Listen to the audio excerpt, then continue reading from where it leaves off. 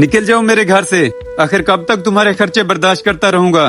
चाचा आप कैसी बात कर रहे हैं, ऐसी हालत में हम कहाँ जाएंगे अब।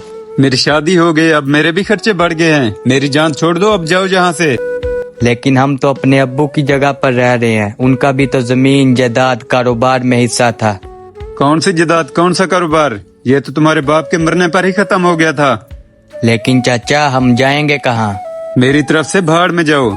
तुम्हें नजर नहीं आता, मामू के घर चले जाओ। चलो अब निकलो यहाँ से। भाई अब हम कहाँ जाएंगे।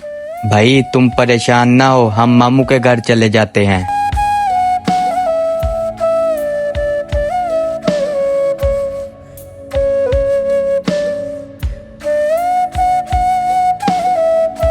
अरे तुम यहाँ ये सामान लेकर कहाँ मुंह उठा के चले आ रहे हो? मामू हमें चाचू ने घर से बाहर निकाल दिया है, इसलिए हम यहाँ पर आए हैं। मैं तुम्हें कैसे रख सकता हूँ, मेरे तो खुद के 1000 खर्चे हैं। अब तो मेरी बेटियां भी जवान हो गई हैं। तुम ऐसा करो, दोबारा अपने चाचा के पास चले जाओ। भाई अब हम क्या करेंगे। भाई वो जो दादा अब्बू वाला कमरा था ना, उसे ठीक करके अब हम वहीं रहेंगे। लेकिन खाएंगे कैसे।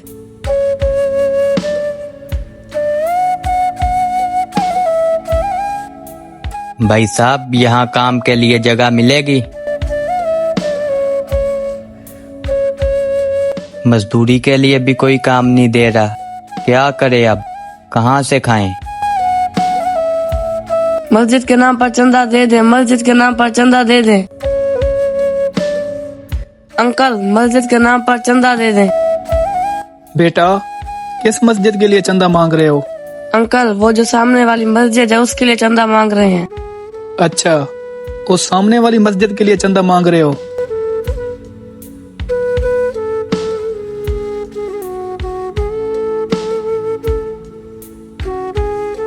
अरे सुलेमान भाई, ऐसे किसी को पैसे मत दिया करो, ये सब फ्रॉड होता है। यार मस्जिद के लिए कौन फ्रॉड करता है। छोटे, ये पैसे तुम अपनी जेब में क्यों रख रहे हो? अरे यार पकड़ो इसको।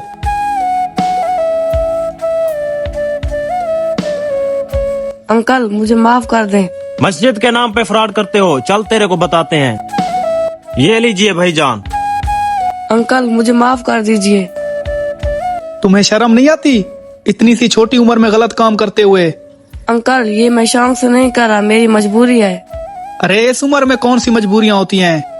अंकल वो बात ये है। कौन सी जायदाद, कौन सा कारोबार? ये तो तुम्हारे बाप के मरने पर ही खत्म हो। तुम्हें नजर नहीं आता, मामू के घर चले जाओ। चलो अब निकलो यहाँ से। मैं तुम्हें कैसे रख सकता हूँ, मेरे तो खुद के 1000 खर्चे हैं। अब तो मेरी बेटियां भी जवान हो गई हैं। तुम ऐसा करो, दोबारा अपने चाचा के पास चले जाओ। अच्छा बेटा, अब तुम्हें परेशान होने की जरूरत नहीं है। वहाँ सामने मेरा ऑफिस है, कल तुम अपने भाई को लेकर ना वहाँ पर आ जाना, ठीक है? एक दिन के बाद। बॉस वो राशिद वाली जमीन का ठेका बिलाल मांग रहा है। अरे नहीं नहीं, उस जमीन के लिए हमने फात को जुबान दे रखी है। चलें ठीक है, मैं उसे मना कर देता हूँ।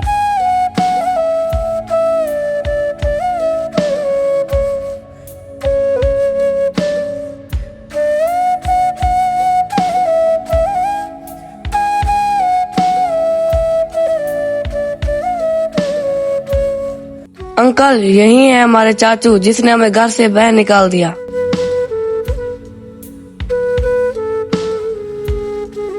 अच्छा, तुम हो वही जालिम इंसान। तुम तो इंसान कहलवाने के भी लायक नहीं हो। शर्म आनी चाहिए तुम्हें। तुम्हारी वजह से यतीम बच्चों को दर दर की ठोकरें खानी पड़ी। मुझे नहीं पता था तुम इतने लालची और घटिया इंसान हो जो दौलत और जायदाद की खातिर अपने भतीजों तक के साथ ऐसा जुल्म करोगे। भाई मुझसे बहुत बड़ी गलती हो गई, मुझे माफ कर दें। माफी नहीं, तुम्हें तो सजा मिलनी चाहिए। प्लीज मुझे नौकरी से मत निकालना, जैसा आप कहेंगे मैं वैसा करूँगा। अरे तेरे जैसों को कोई माफी नहीं मिलनी चाहिए। आज से ये दोनों बच्चे मेरे साथ रहेंगे और तुम निकल जाओ यहाँ से।